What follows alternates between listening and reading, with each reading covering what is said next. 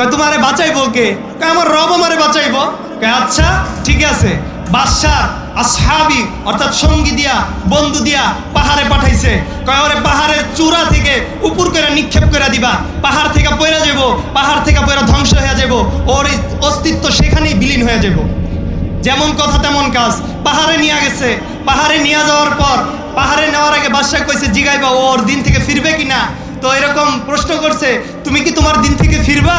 বলে না, আমার রব হচ্ছে আল্লাহ, রব্বুন আল্লাহ, এই রবের উপর ইমান নিয়ে এসেছি, অন্য কোনো রবের উপর ইমান আনি নাই, তো দিন থেকে ফিরার কোনো সম্ভাবনাও নেই। কয় ঠিক আছে, তোমারে পাহাড় থেকে ফেলে দিলাম। কয় দাও ফালাইয়া, আমিও দেখি আমার রবরে আমি জানাইতাছি। আল্লাহুম্মা কফিনিহিম বিমা শিত্তা বলছে আর পাহাড়টা কাঁপতেছে। আল্লাহুম্মা কফিনিহিম বিমা শিত্তা বলছে আর পাহাড়টা টলটলায়া কাঁপতেছে। আল্লাহুম্মা কফিনিহিম বিমা শিত্তা, পাহাড় ধরবর করে কাঁপতেছে। আমরা তো 5 সেকেন্ডের ভূমিকম্প সহ্য করতে পারি নাই, আর ওই জায়গায় পাহাড় তার কম্পনে এক একটা পাথর উপর থেকে ধীপ ধাপায় পড়তেছে।